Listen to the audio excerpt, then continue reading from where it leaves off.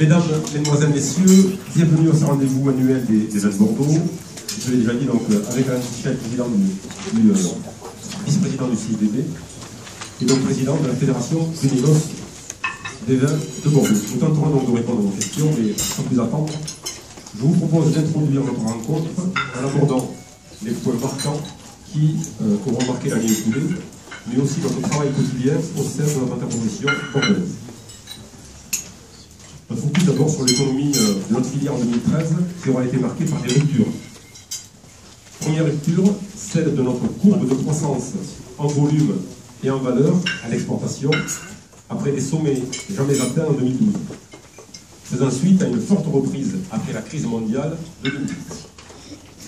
Deuxième rupture, l'inversion de nos ratios de stock et d'équilibre de marché, la faible récolte de 2013, estimée à 3,8 millions d'hectares, soit 27% de moins que celle de 2012, qui elle-même était déjà une petite récolte, amplifie la diminution de nos stocks au moment où beaucoup de nos efforts collectifs ont porté sur cet allègement de stock. Troisième rupture, enfin, une appréciation de 25% du prix du vin en vrac entre la viticulture et le négoce, mais qui aura que peu d'impact sur l'évolution du prix des bouteilles, qui lui reste relativement stable. Cette évolution du prix du vrac était attendue par un grand nombre d'acteurs de notre filière dans un contexte de volume en baisse.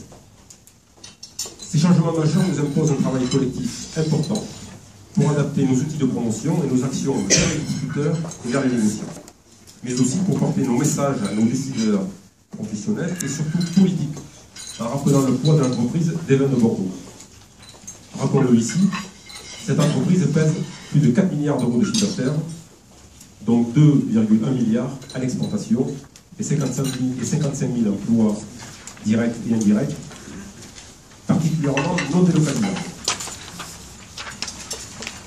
À présent, sur la commercialisation, en 2013, qui a resté élevée, en France et à l'export, elle est restée stable avec 5,6 millions d'hectos pratiquement, et elle s'accompagne d'une légère baisse de la valeur à 4,2 milliards, je viens de le dire.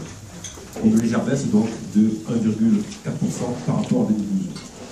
Toutefois, nous enregistrons depuis quelques mois une diminution des exportations. En fin 2013, elles se sont élevées à plus de 2 millions d'hectos, 2,3 millions d'hectos, pour une valeur de 2,14 milliards d'euros, 6% de moins qu'en 2012. Encore une fois, nous avions atteint en 2012 un record en termes de chiffre d'affaires de l'exportation, donc la baisse est relativement limitée. Le net ralentissement vers la Chine est surtout lié au changement de politique du gouvernement, qui a la volonté d'encadrer plus sévèrement la pratique des cadeaux et des repas d'affaires, mais aussi à cause de l'incertitude liée à l'enquête anti-dumping menée par la Chine sur les vins européens. Ce marché, qui a connu pour nous une croissance exponentielle, a besoin de reprendre son souffle et se dirige vers une plus grande maturité. Ces structures de distribution ont besoin de s'adapter, mais nous restons convaincus du potentiel énorme de la Chine, où nous y sommes présents et très bien implantés. La très petite récolte de 2013 aura des conséquences économiques, nous le savons. Elle est la plus petite depuis 1991, liée au problème de floraison et des orages dévastateurs du monde. Elle entraîne mécaniquement un ralentissement de notre commercialisation et la revalorisation des cours du marché du vrac sensible et mesurée. En fin 2013, nous avons décidé d'intégrer dans nos accords interprofessionnels un contrat pluriannuel. Mis en place pour une durée de 3 ans, ce contrat pluriannuel intègre des modalités liées aux évolutions possibles en volume et en prix. Notre objectif est de développer ce type de contrat entre viticulteurs et négociants pour faciliter la fluidité et la stabilité des échanges commerciaux et ainsi donner des perspectives aux entreprises. Nous voyons d'ores et déjà apparaître de nouvelles discussions entre les viticulteurs, les courtiers et les négociants, dans un nouveau contexte d'équilibre de marché bien entendu, mais aussi grâce à ce nouveau contrat. Concernant le marketing et la communication pour 2014, nous souhaitons intensifier nos actions. Toutes nos actions marketing et communication tendent vers l'objectif unique: assurer un environnement économique favorable pour les Bordeaux. Après avoir décidé de nous concentrer sur 7 pays prioritaires en 2011, nous continuons à développer un budget ambitieux de près de 20 millions d'euros en 2014. Cela représente les 2 tiers de nos ressources. Vous pourrez découvrir nos principales actions consommateurs dans le dossier de presse si vous avez été remis tout à l'heure. Je souhaite apporter un éclairage particulier sur le travail en cours auprès de la grande distribution française. Ce circuit représente plus de 25% de nos volumes commercialisés. Un groupe de professionnels, animé par nos permanents, travaille spécifiquement sur cette thématique. L'objectif est de regagner des parts de marché, enseigne par enseigne, en créant un partenariat plus affirmé avec chacune d'elles. En 2014, nous mettrons un accent tout particulier sur le grand sec, avec de nombreuses actions spécifiques autour de ces produits dont le potentiel de développement est important. La communication sur le vin rosé va continuer. Le succès de celle-ci, depuis 2 ans maintenant, nous permet de progresser sur le marché français. Nous y reviendrons tout à l'heure, lors de nos échanges, très certainement. Multiplier les actions de rapprochement avec le consommateur en France et à l'international est une piste que nous menons maintenant très fortement. Sur nos différents marchés, les actions d'initiation et de formation de l'école du vin du CIVB se déploient chaque jour davantage avec un maillage de plus en plus resserré et un effet de levier important grâce aux formateurs nombreux et performants. Ce réseau de l'école du vin du CIVB compte actuellement 35 écoles partenaires dans 11 pays différents et 209 formateurs, eux, dans 19 pays. Notre école du vin nous permet également d'assurer une présence efficace sur les marchés émergents et d'accompagner leur évolution au-delà des 7 pays prioritaires. En septembre 2014, nous avons créé une nouvelle fête du vin en partenariat avec la ville de Bruxelles et la ville de Bordeaux. Et Bruxelles, Drink Bordeaux, s'inscrit dans notre logique de développement de cet outil formidable de promotion qui place les viticulteurs et les négociants de Bordeaux en contact direct avec nos consommateurs. Créé à Bordeaux en 1998, à l'initiative d'Alain Juppé, Bordeaux Fête le Vin rencontre un immense succès et s'exporte désormais à Hong Kong chaque année et à Québec tous les 2 ans. Bruxelles sera la première ville européenne à accueillir le concept de Bordeaux Fête le Vin. Ces fêtes du vin sont le fruit d'une collaboration étroite avec la mairie de Bordeaux et la Chambre de commerce et d'industrie. C'est le seul moyen pour nous d'avoir une action efficace et cette collaboration nous est forte. Depuis 2012, nous avons ouvert 3 nouveaux bars à vin exclusifs Bordeaux, l'un à New York et les 2 autres à Shanghai. Véritable tête de pont dans des pays stratégiques, ces lieux permettent également à nos professionnels d'y réaliser leurs propres événements et des rencontres. Bien sûr, nous sommes très présents dans l'accompagnement et la mise en chantier de la cité des civilisations du vin. Ce n'est plus un projet, c'est bien un chantier qui progresse chaque jour.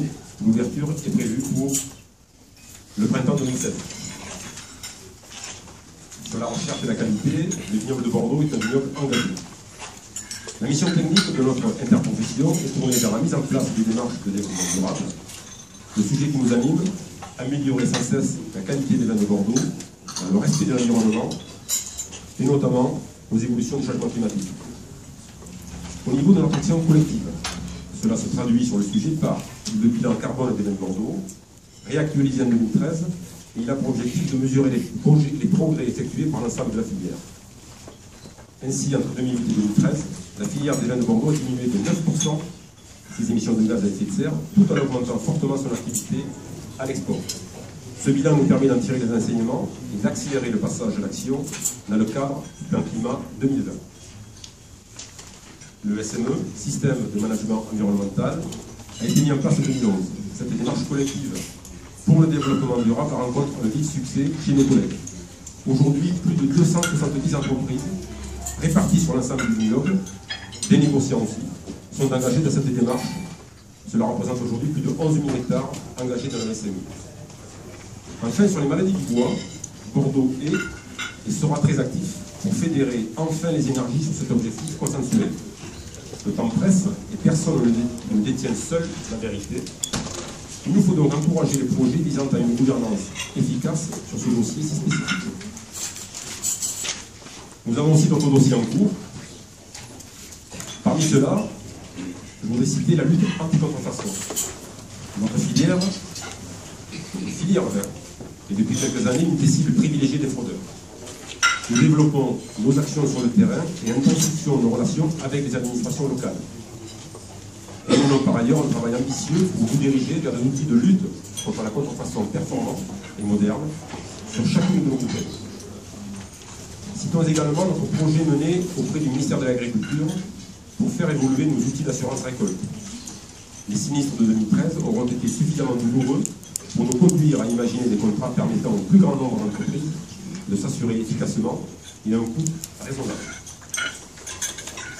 Bordeaux est également très attentif à ce qui se trame dans le projet de loi santé, et c'est à travers l'association 20 sociétés que nous agissons. Notre capacité à communiquer sur Internet est clairement remise en cause dans le plan cancer validé par le président de la République il y a quelques semaines. Mais nous nous battrons avec force, contre ces mesures inefficaces, injustes et économiquement suicidaires. En conclusion, vous le voyez, Bordeaux est dans un contexte différent de celui qu'on a eu précédemment. Des stocks faibles, une commercialisation faible, une situation économique frémissante sur le marché européen. La petite récolte 2013 est bien sûr une source de grandes difficultés pour certaines de nos entreprises. Mais sur le long terme, nous savons que de petites récoltes impulsent de nouvelles dynamiques.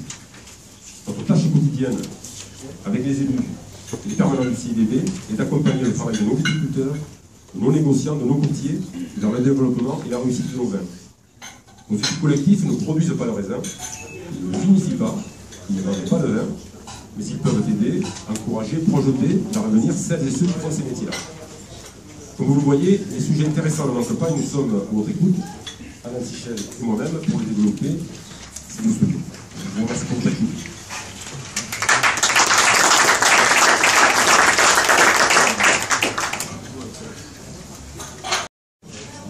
La deuxième sera ici. Bonjour, Thomas Galère, VS News. On est à quelques jours, quelques semaines de la dégustation en primeur. À tort ou à raison, le millésime 2013 est assez décrié. Ma question n'est pas de savoir s'il est bon ou mauvais, mais face à ce qui va être un peu un problème médiatique, est-ce que l'interprofession a prévu une communication de crise par rapport à ça? Et laquelle? Alors, il n'y a pas lieu d'avoir de communication de crise. Puisque, comme vous l'avez dit, on va d'abord commencer à déguster les vins. Et au vu de ce qui a pu être dit et écrit jusqu'à présent, on n'aura que des bonnes surprises. Donc il n'y a pas lieu d'envisager une communication de crise du tout, pour toutes ces raisons. Mais il n'y a pas d'option A ni d'option B. On lira ce qui est dit, on dira ce qu'on a à dire lorsqu'on aura dégusté les vins. Et 2013 est une année comme une autre qu'on a vu par le passé. Les vins se sont toujours vendus. Vous verrez qu'il y aura de très belles surprises. Il y aura de très belles surprises. Donc, j'ai accaparé 25-26, je vais demander encore votre avis. On est le dossier en coup d'un meeting avec la Chine. En complément de cette question, est-ce que vous allez, pour une contestation en Chine, notamment due à ce dossier, est-ce que vous allez réallouer les communications promotionnelles sur d'autres pays, si vous lesquels, parce que je ne sais pas si c'est possible à aboutir. L'euro était en Chine lui-même en décembre, il n'a pas fait avancer, donc aujourd'hui, et j'ai une autre question aussi, qui est un peu complémentaire aussi, c'est sur les contrats pluriannuels. Combien aujourd'hui de contrats sont en perspective d'être signés? Quelles sont les conditions la générale? Et ça pourrait représenter combien en termes de volume par rapport à ce que la première démarche que vous avez faite? Sur la Chine, aujourd'hui les discussions se poursuivent entre la CADA et le Comité européen vin. Tout ce qu'on peut dire, c'est qu'il y a une ferme volonté d'arriver à une solution la plus équilibrée possible. Effectivement, on a cette épée de Damoclès qui nous pend au-dessus de la tête. Oui, statistiquement, il y a des fortes chances qu'on soit fortement pénalisé. De toute façon, on se fait on espère et on entretient des relations les plus constructives possibles dans l'espoir de préserver de bonnes relations avec la Chine. Maintenant, tout ce qu'on peut dire, c'est que les discussions se poursuivent et on cherche une solution équilibrée. Pour ce qui est, on entreprend quand même, pour ce qui concerne la promotion et l'allocation des budgets, notre perspective sur la Chine reste sur le long terme. De toute façon, c'est une cible importante, c'est la première destination des vins de Bordeaux en termes de volume.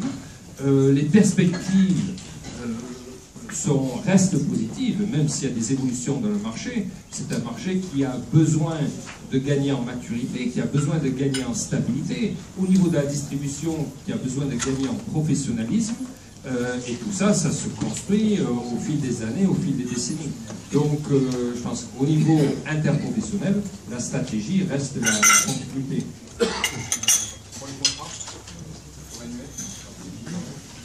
Pour les contrats pluriannuels, c'est quelque chose qui est assez récent. Aujourd'hui, moi, je n'ai pas de statistiques formelles.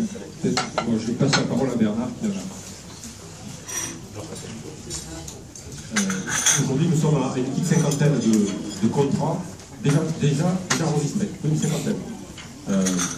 Alors tout à l'heure, la question était combien il y en a dans les tuyaux. Par définition, c'est pas qu'ils ne sont pas enregistrés, on ne peut pas savoir. Mais c'est déjà très encourageant. L'objectif est qu'il y en ait un certain nombre, je dirais le nombre, il n'y a pas d'objectif cette année. Alain vient de le dire, on a démarré quand même très tard. C'est une décision d'Assemblée Générale du mois de décembre. Évidemment, c'est un travail qui a été mené depuis un certain nombre de mois, entre viticulture et négoce, pour aboutir à cet accord. Donc, la cinquantaine de contrats pluriannuels, c'est extrêmement encourageant. C'est très très encourageant. À part le contrat pluriannuel de l'interprofession de la NIVEM, il n'y a pas de contrat interprofessionnel dans d'autres interprofessions en France, sauf dans la Loire, mais qui ne l'utilisent essentiellement que sur des achats de vendanges. Donc c'est une vraie évolution des relations entre viticulteurs et négociants. Et évidemment, c'est vraiment une notion de gagnant-gagnant sur un dossier de pluriannualisation du contrat sur 3 ans. C'est une projection évidemment très intéressante pour chacune des entreprises. Madame ? Oui, bonjour, j'aurais deux questions. La première, c'est la récolte est très petite par rapport aux autres années, mais en 2013, la commercialisation était comme dans les autres années. Est-ce que vous avez dit le prix vont rester pareil, va changer beaucoup? Est-ce que ça va pas quand même augmenter le prix? Première question. Et deuxième question, sur vos premiers 10 pays, presque partout ça baisse, mais la chiffre de baisse à l'export n'est pas très grande. Alors je me demande quels sont les autres pays qui ont rempli le trou. Sur la petite récolte, je l'ai dit tout à l'heure, effectivement, on sent une évolution du prix du vrac entre les viticulteurs et négociants, que nous avions déjà commencé à sentir avant les effets de la petite récolte, puisque nous étions sur une augmentation du prix déjà depuis 2 ans. Donc cette évolution continue. Effectivement, elle ne s'arrête pas puisque la petite récolte vient impacter le sujet, mais la partie du vin dans des bouteilles au prix final représente une partie de la valeur de la bouteille. Donc évidemment, la valeur de la bouteille n'évolue pas comme le prix de la transaction entre le viticulteur et le négociant. Donc on va constater sur un certain nombre de bouteilles une évolution en prix, mais pas considérable. On va être peut-être de 10 à 15%, et certaines des volumes ne vont pas évoluer, puisque les producteurs qui avaient notamment du stock vont avoir une stabilité sur ce marché-là, sans doute avec une accélération de la commercialisation de ce stock. Pour autant, sans évolution sensible du prix du vin à la bouteille et au consommateur. Sur le sujet de la commercialisation, l'impact de la diminution sur le marché chinois et Hong Kong, avec le poids que cela représente sur nos commercialisations, puisque Chine et Hong Kong cumulés représentent le quart de nos exportations.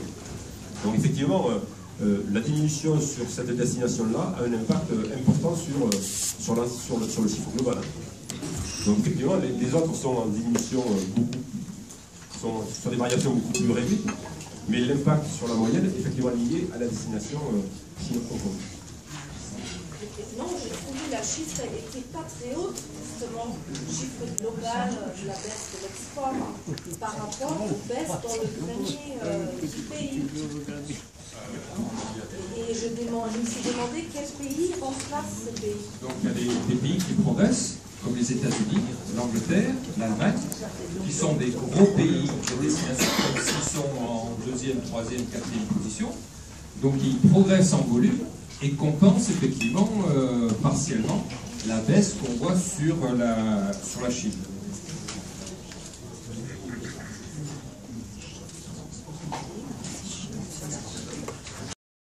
La première, c'est pour revenir sur les contrats pluriannuels.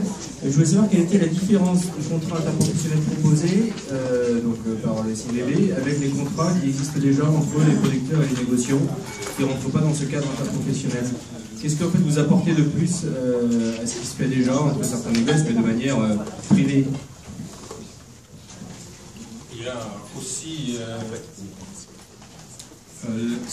il y a aussi la question d'être conforme avec la réglementation portant sur les délais de règlement. Dans le cadre d'un contrat pluriannuel, une répétition de l'activité et puis une perspective de stabilité sur le moyen terme, on peut profiter de délais de règlement de 150 jours. Alors que sur des contrats plus courts, ils sont limités à 60 75 dans certaines conditions. Et tout ça, pour pouvoir bénéficier de cette dérogation et pouvoir mettre en place des délais de 150 jours tout en étant en conformité avec la loi, il faut que ce soit validé dans le cadre interprofessionnel. D'accord, très bien. Et sinon, alors, changement de sujet, vous avez parlé donc d'un groupe de professionnels animés par les permanents concernant la grande distribution. Je voulais savoir ce qu'il en était plus précisément des actions menées par le CVB auprès de la GDI. Directement, ce sont des opérations qui sont directement avec chacune des enseignes. Là aujourd'hui, ce groupe s'est réuni que peu de fois. Donc la production, je dirais, de ce groupe sera plus importante dans les mois à venir. Mais effectivement, depuis déjà quand même un certain nombre de mois, nous nous sommes rapprochés très précisément de chacune des enseignes, notamment les enseignes les plus importantes, avec lesquelles on ne travaillait plus beaucoup. Et donc il nous semblait important d'avoir un focus très très important et un travail en parfaite collaboration avec chacune d'elles. C'est la raison de ce travail qui a déjà démarré, mais surtout qui produira ses effets dans quelques mois.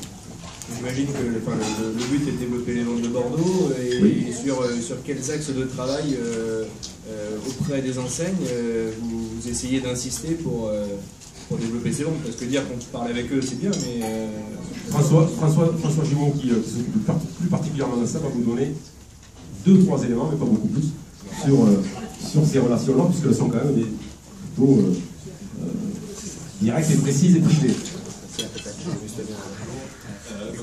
Les axes de travail sont assez simples à comprendre. Il y a un axe sur tout ce qui va être travail d'assortiment, tout ce qui va être travail de promotion, et également, en fondation à ces deux piliers, un axe de travail sur la formation, qui est le point de départ de toutes nos actions avec les clients. La formation pour démarrer, l'assortiment. Les adresses, vous les trouverez toutes sur le site du CIDB, les bonnes adresses des vins éventuellement contrefaites des autres régions viticoles et des autres. Plus sérieusement, évidemment, nous n'avons aucune indication précise sur les lieux. Évidemment, nous avons un focus et un travail important sur la zone asiatique, bien sûr, comme d'autres régions viticoles peuvent l'avoir. Mais nous menons des actions fortes et concertées avec les autorités chinoises, notamment. Le même travail existe dans notre situation, dans notre région. Mais ce sujet est un sujet qui est quand même très complexe, parce qu'il ne s'agit pas d'imaginer que l'on trouve comme ça au coin de la rue des vins contrefaits. D'abord, il est très difficile de mesurer le volume que cela peut représenter. Par définition, on n'a pas la trace ni le suivi. Toujours est-il que c'est toujours beaucoup moins que ce qui est annoncé de ci, de là. Et cette lutte, elle est complexe, elle est composée et efficace que si on a un certain nombre de maillons qui constituent une chaîne importante. Il faut avoir une indication géographique comme la nôtre, l'appellation Bordeaux, qui puisse être protégée dans les pays en question. Là, ici, nous travaillons et nous avons de bonnes pistes d'avancée dans les heures ou les semaines à venir. Ensuite, il faut que chaque entreprise ait elle-même déposé et se soit protégée dans ce pays-là.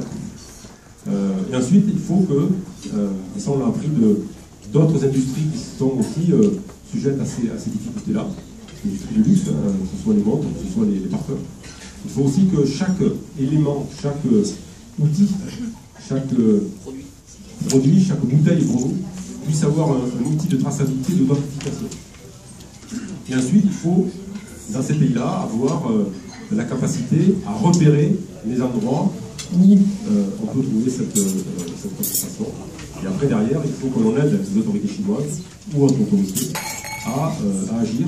Et en général, au bout de course, ils peuvent avoir des actions qui sont assez fortes. On peut leur faire confiance. Tant que la chaîne n'est pas complète, on ne sera jamais efficace. Donc aujourd'hui, nous sommes en train d'assembler les différents maillons. Nous sommes sur le point d'aboutir pour avoir ces différents maillons.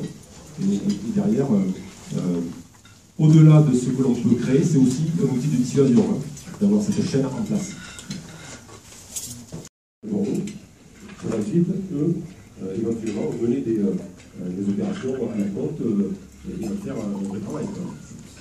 Mais les modules se peuvent être différents. Cela peut aller plus de 2 heures à plusieurs jours. Donc évidemment, l'approche peut être beaucoup plus complète selon le module choisi. J'aurais 2 questions. S'ils produisent davantage, on peut penser aussi, on peut imaginer aussi qu'ils vont consommer davantage. Et si la culture de la consommation du vin se développe, l'effet de levier de la population telle qu'elle existe en Chine est un effet de levier important pour tout producteur de vin de par le monde. Ce que représente Bordeaux au regard du potentiel de consommation ou de commercialisation en Chine est tout petit. Donc la moindre variation de l'évolution de la consommation en Chine a des impacts considérables sur notre capacité à alimenter le marché. Et si Bordeaux a réussi à prendre les parts de marché qu'il a pu obtenir maintenant en Chine, c'est aussi parce qu'il est sans doute le seul au monde à pouvoir répondre à un besoin d'offres qualitatives importantes, élevées, et aussi une capacité à avoir des volumes importants sur cette marque Bordeaux qui est aussi importante. Pourquoi Bourgogne n'a pas pu sans doute être aussi performant sur la Chine que nous? Tout simplement, la Bourgogne a des vins de très grande qualité, et sans doute pas le volume pour pouvoir répondre à la demande.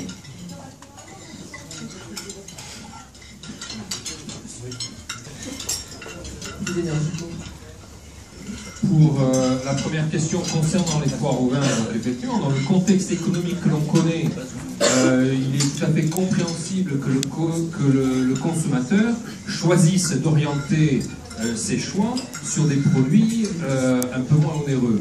Donc c'est vrai qu'on a connu des évolutions dans les foires au vin qui étaient très importantes, et que la mise en marché des millésimes 2009 et 2010 a contribué à valoriser la valeur économique des foires au vin. Aujourd'hui, dans le contexte, il est compréhensible que finalement on ait une baisse de la valeur. Le consommateur fait plus attention, dépense moins sur les vins, et ça a des répercussions sur les foires au vin, en valeur et en volume.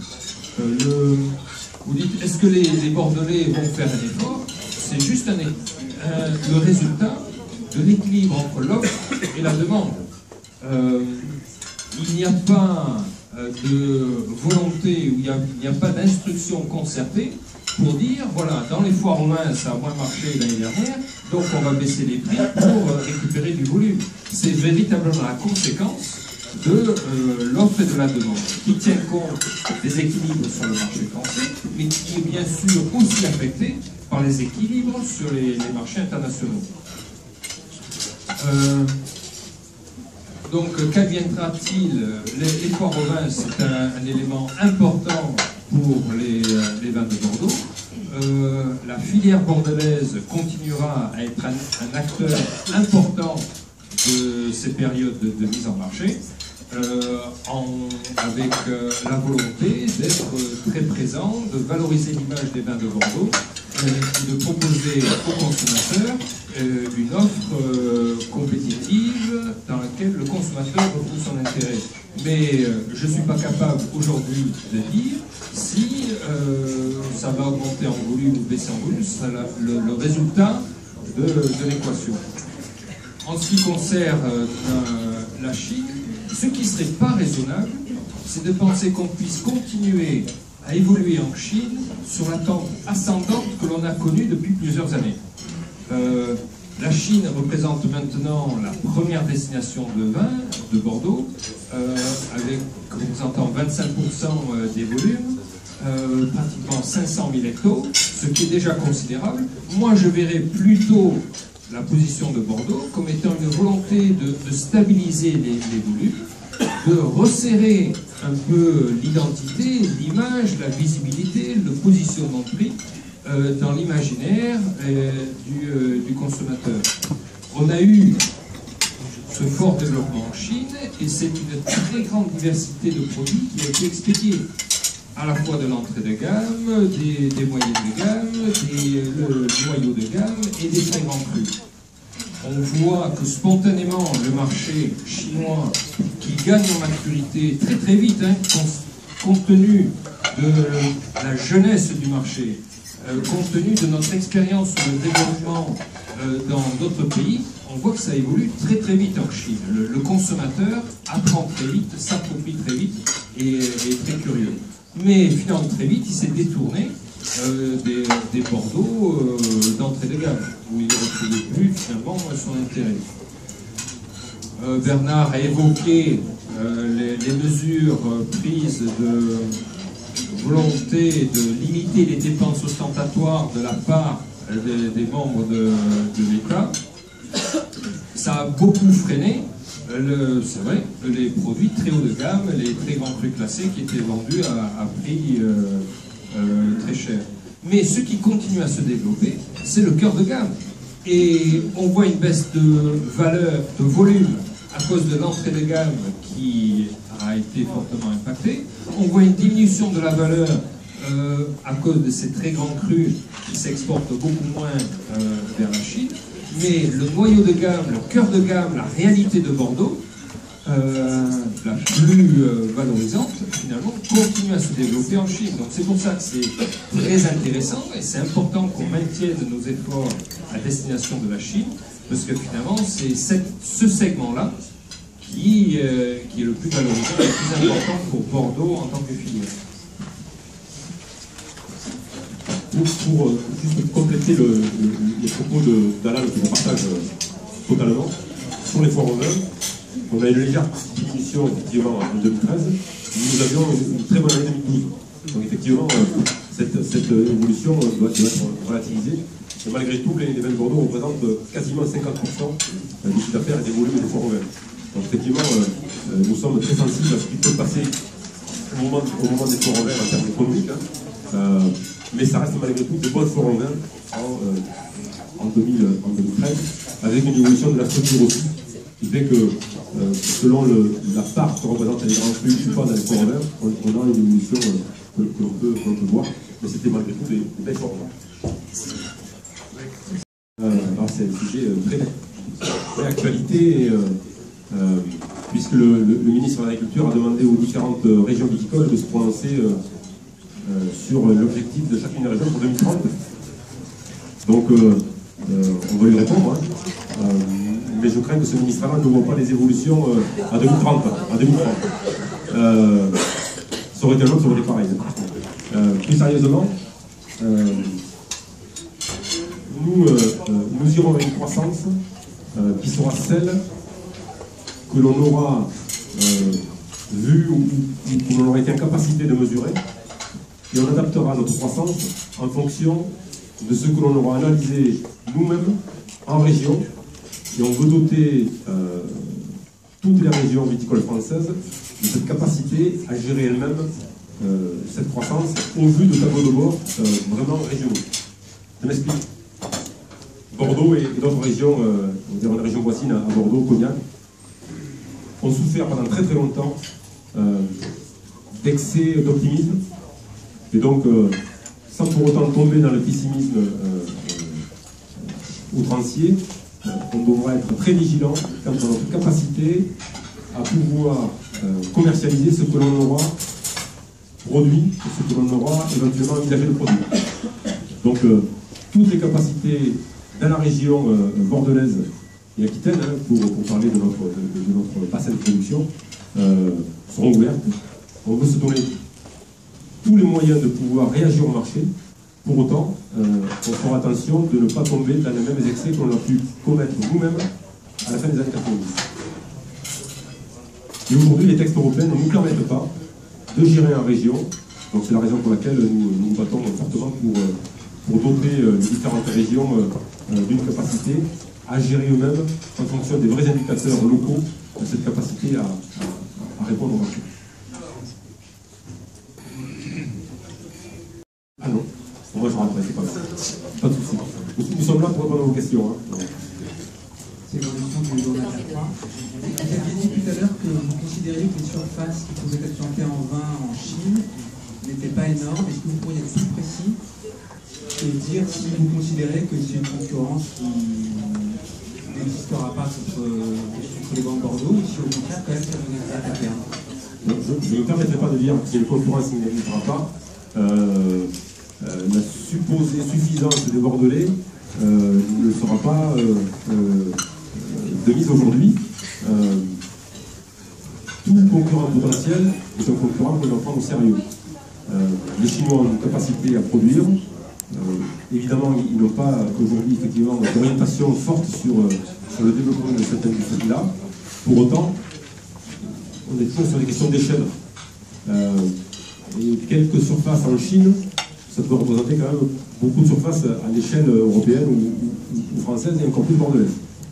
Donc, on va regarder ce qu'ils font, on sera très attentif à ce qu'ils font, mais on va sans doute être spectateur de ce qu'ils font.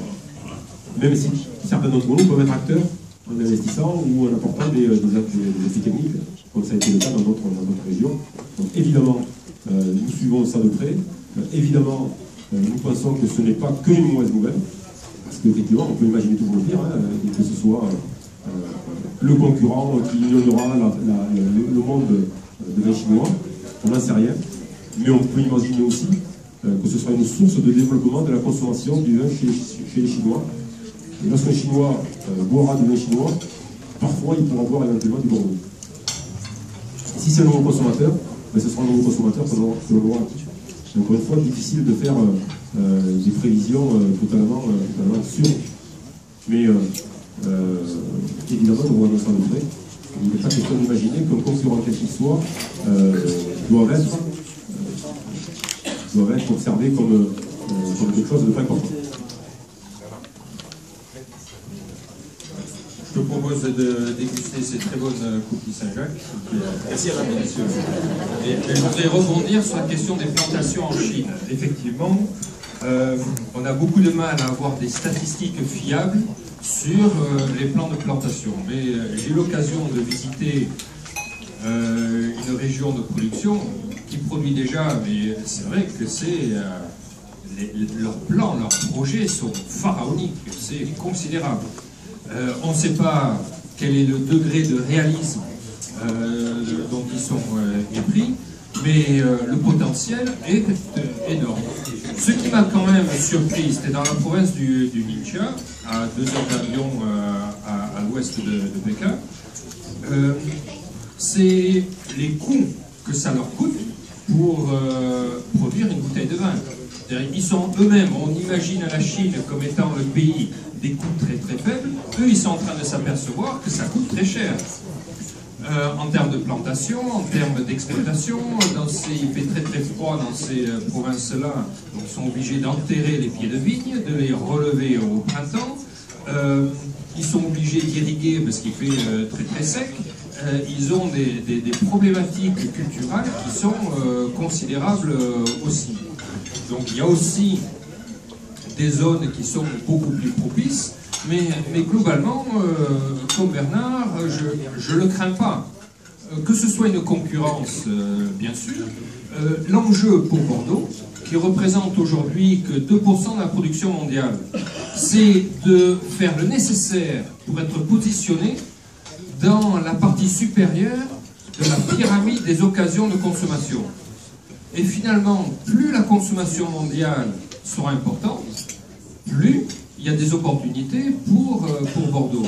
Ça demande effectivement une stratégie adaptée, ça demande un accompagnement et une communication autour des vins de Bordeaux, ça demande une cohérence d'action, mais finalement, l'issue pour Bordeaux, elle est là. Donc on prend beaucoup de temps, beaucoup d'efforts, donc là c'est véritablement une plateforme de promotion, de découverte auprès du grand public. Sur les bars à l'étranger. Sur la partie accord bilatéral États-Unis-Europe, je propose de faire un petit développe la perspective sur les États-Unis, qui sera sans doute plus pertinent que moi. Sur la Chine, en 2014, nous aurons de mauvais chiffres. Nous le savons. Nous sommes sur un trend qui n'est pas bon, mais surtout, nous avons une petite récolte. Et immanquablement, mécaniquement, il est difficile de vendre du vin qu'on n'a pas. Donc nous savons que la conférence de presse 2015 sera difficile. Parce que nos chiffres de 2014 ne vont pas être bons. Voilà, pour la raison que je viens de dire, tout simplement. Donc mesurer quel est l'impact du ralentissement économique, quel est l'impact de la petite récolte, il sera très difficile à faire le lien, je veux dire le froid, mais à faire l'adéquation entre l'une des causes et l'autre. Nous avons depuis 3 ans vendu plus de vin que nous l'avons produit. Donc immanquablement, au bout d'un moment, ça s'arrête. Cet événement-là, cet effet-là allait s'arrêter, même avec une récolte de 2013 normale, si ça avait été le cas. Et la récolte 2013 étant ce qu'elle est, on va avoir effectivement une difficulté à commercialiser parce que les volumes sont plus faibles. Sur les États-Unis et sur l'accord bilatéral États-Unis-Europe, il y a actuellement un énième round qui se déroule cette semaine entre la Commission et les États-Unis. Nous avons particulièrement 2 sujets très importants, qui est le sujet des indications géographiques et du respect des indications géographiques par les États-Unis. Donc là, clairement, c'est une bagarre que la France porte auprès de la Commission européenne et tous les autres États membres, l'Italie, l'Espagne, tous les grands pays producteurs qui ont les indications géographiques à défendre. Et puis, sur un focus plus bordelais, nous avons la mention château que nous souhaitons aussi, que nous poussons pour obtenir une vraie protection aux États-Unis. Il n'est pas question pour nous de dire que la mention château ne concerne que la France, l'Italie et le Luxembourg, parce que c'est effectivement ces 3 pays européens qui peuvent utiliser cette convention-là. Mais un pays producteur dans le monde voudrait utiliser la mention château, il ne peut pas l'utiliser en dehors des règles qui existent en Europe. C'est-à-dire qu'un château, il correspond à une entité géographique, il correspond à une entité d'exploitation, il correspond donc à un terroir et à des hommes derrière. La volonté des États-Unis, de certains producteurs des États-Unis, ou des producteurs des États-Unis, est plutôt d'utiliser cette mention en français. On ne parle pas de castle, on parle bien des châteaux. Donc on est évidemment sur un détournement de notoriété, d'une mention valorisante. Donc il n'est pas question pour nous, détenteurs de cette dénomination, de cette mention, et nous avons convaincu le niveau européen de défendre ce qui était quand même un outil de valorisation de nos produits. Et je reviens sur le concept de la Chine. Si en 2008, ou avant 2008, l'évolution possible des vins dans le monde n'était vue que sous le prisme du cépage, des pays du Nouveau Monde et d'un concept très industriel, on s'est rendu compte malgré tout un rééquilibrage vers ce que sont les indications géographiques et la notion d'identification et de terroir. La France et Bordeaux en Chine a su développer ce concept-là Donc ce qui était perçu comme très ringard dans le pays ne l'était pas totalement. On n'est pas en train de dire, je ne suis pas en train de dire que le seul concept dans le monde qui est l'identification géographique et les appellations d'origine contrôlée à la française, mais que les deux concepts peuvent exister et peuvent permettre un développement de la consommation de dans le monde. Sur les États-Unis, les États-Unis, il est évident que les États-Unis est une cible très privilégiée. Je voudrais revenir sur ce que vous disiez, qu'il n'y a pas de réorientation des volumes. Le marché fonctionne. Certains opérateurs sont plus spécialisés sur les États-Unis, sur l'Europe ou sur la Chine. Mais donc, il n'y a pas de volonté directrice, je dirais, de dire, bon, eh bien, on risque de vendre un peu moins en Chine, on va vendre davantage aux États-Unis. C'est vraiment les équilibres du marché et on fait le constat après. Donc, en dehors de la problématique Chine, du très fort développement sur les millésimes récents, sur les années récentes, et puis le fléchissement actuel, les États-Unis restent une cible tout à fait privilégiée et très très importante pour les vins de Bordeaux. Le marché américain est très compliqué à travailler, mais c'est quand même là où il y a une culture de consommation, où il y a un pouvoir d'achat, où il y a de véritables opportunités pour Bordeaux. Et nous devons y être beaucoup plus présents et beaucoup plus performants. Il y a eu, donc c'est le résultat de l'évolution, des tentatives de mise en place de circuits de distribution, de très gros importateurs nationaux, qui finalement, progressivement, s'en sont dégagés. Et on est maintenant, comme la façon dont moi je le ressens, en train de faire un travail plus ciblé, plus régional, en réfléchissant non pas en termes de distributeurs nationaux capables d'irriguer tous les États, mais plutôt de regarder État par État, travailler avec des petits des importateurs plus régionaux. On reste sur cette difficulté de travailler sur ce manque de perméabilité entre différents États. Donc il faut avoir une action plus ciblée, plus sur le terrain. Les États-Unis sont identifiés comme un marché prioritaire au niveau de la promotion, au niveau du CIVB, et l'objectif, c'est véritablement d'accompagner les opérateurs et d'encourager, de donner les éléments favorables pour que les opérateurs s'engagent sur ce marché qui est très important.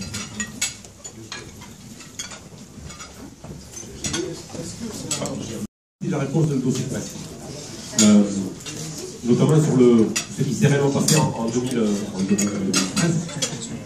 Mais 80% de mémoire, 80% sont représentés par les Bordeaux supérieurs, on va dire, que ce soit en rouge pour les Bordeaux supérieurs, plus le blanc. Et ensuite, nous avons l'autre région qui est la plus représentée, ce sont les communales du Médoc. Évidemment, l'impact en valeur n'est pas tout à fait le même.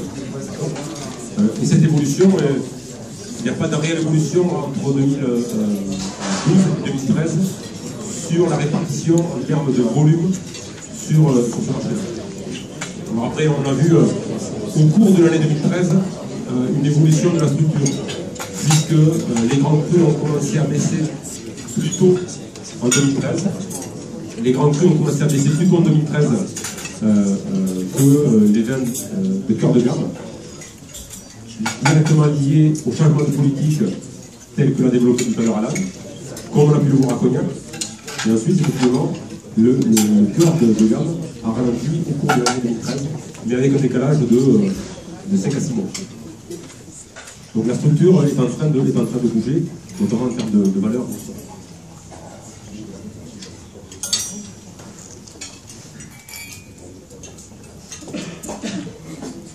Où en sont vos relations avec les pouvoirs publics de manière générale? Français. Nos relations avec les pouvoirs publics. Ben, voilà, avant de nous retrouver ici avec vous, ben, nous étions avec une partie de cela, notamment avec le commerce extérieur, pour les sujets que l'on a évoqués tout à l'heure. Il est normal que nous ayons des relations physiques, parfois épistolaires, avec eux. Avec le ministère de l'Agriculture, nous avons des sujets très techniques, régulièrement, mais très directs. Les relations sont plutôt homophytes, avec des sujets parfois difficiles, parfois durs. Donc ça, c'est sur les sujets techniques. Nos relations avec le ministère de la Santé sont beaucoup plus difficiles. Nous avons le ministère de la Santé qui est actuellement et le ministère de la Santé qui a clairement identifié la filière vin comme étant une filière qui n'était pas à défendre et qu'il fallait sans doute combattre. Apparemment très bien conseillé par un bel outil qui s'appelle l'AMPA. Alors que j'ai dit un bel outil, c'est pas du deuxième degré. C'est un bel outil parce qu'il a vocation à accompagner les malades atteints d'alcoolisme en France. Sauf qu'il ne fait pas que ça. S'il ne faisait que ça, on jugerait cet outil comme étant un outil ami et plutôt très utile. Sauf que l'AMPA a une approche très idéologique de l'alcool et du vin qui contient l'alcool, c'est pas nouveau. Donc effectivement, l'AMPA est très puissante actuellement auprès de Madame la ministre de la Santé. Tout à l'heure, j'ai dit dans le propos de production que nous étions très inquiets de ce qui était écrit dans le plan cancer qui venait d'être validé par le président de la République. Et donc le concept qui est en France actuellement en termes de santé publique, et notamment lié sur le sujet de l'alcoolisme, est assez simpliste. Si on baisse la quantité d'alcool consommée en France, on résout d'autant les problèmes d'alcoolisme. Or, nous savons que ça ne marche pas comme ça. C'est pas parce qu'on va baisser, petit exemple, la vitesse sur les routes de 90 km/h à 85 km/h qu'on va résoudre les problèmes d'accidentologie. Et sur l'alcoolisme, nous savons que c'est comme ça. Or, le ministère de la Santé est dans cette logique-là. Donc, un certain nombre de choses qui se préparent dans le projet de loi de santé, dans le plan cancer, seront combattues très fortement. Et notamment les sujets de restriction de communication sur Internet, qui sont pour nous totalement inacceptables. Encore une fois, ce serait une mesure très hypocrite, inefficace, injuste. Et imaginez qu'un viticulteur qui présenterait son activité de touristique comme étant un délinquant, je pense qu'on peut le faire. Et pour nous, pas acceptable. Et en plus, en termes de politique de santé publique, pas la bonne piste, c'est pas efficace. D'autres pays dans le monde ont des politiques de santé publique plus intelligentes, peut-être plus ambitieuses, je pense au Québec. Et donc, on essaie de militer auprès pas du ministère de la Santé, parce qu'on ne peut pas discuter avec eux, comme ça, mais auprès des autres acteurs politiques, pour regarder vers ce qui peut se pratiquer ailleurs et qui sont beaucoup plus efficaces. Monsieur ? Oui. L'interprétation par les juges de la loi Évin, qui est floue, on ne sait plus distinguer ce qui est de l'information de la publicité. Donc vous êtes sans doute plus sensible à ça que nous, même si nous le sommes beaucoup. Hein. L'information, c'est vous, hein, c'est vous tous. Dès lors que vous écririez à la suite d'une invitation par une interprofession, imaginons, cas d'école, est-ce que vous faites de la publicité sur les vins Bordeaux ou est-ce que vous faites de l'information? Voilà. Aujourd'hui, c'est plus très clair. Et les jurisprudences qui sont en train de tomber les unes après les autres nous amènent à nous inquiéter. Et donc la loi Évin est floue, et on a plutôt des cliquets qui viennent durcir la capacité à informer, d'abord. Donc tout ça, pour nous, il y a besoin de clarifier la loi Évin, ou pas. Et puis, les médias Internet. Vous savez, je reviens sur l'AMPA. Lorsque le directeur de l'AMPA dit aux spectateurs à l'automne que certains pays ont réussi à limiter les propos sur Internet ou la communication sur Internet sur les pédophiles, voire sur les sites nazis, et qu'on compare cette capacité, si on voulait agir sur les sites Internet qui parleraient d'alcool, pour nous c'est difficilement supportable.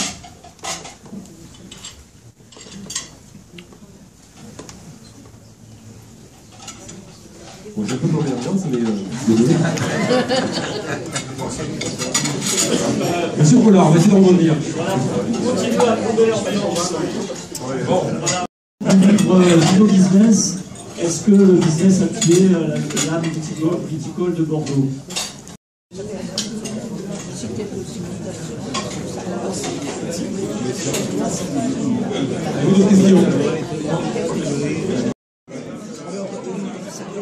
Tous les jours, ils se demandaient, tu deviens de quel pays? Oui.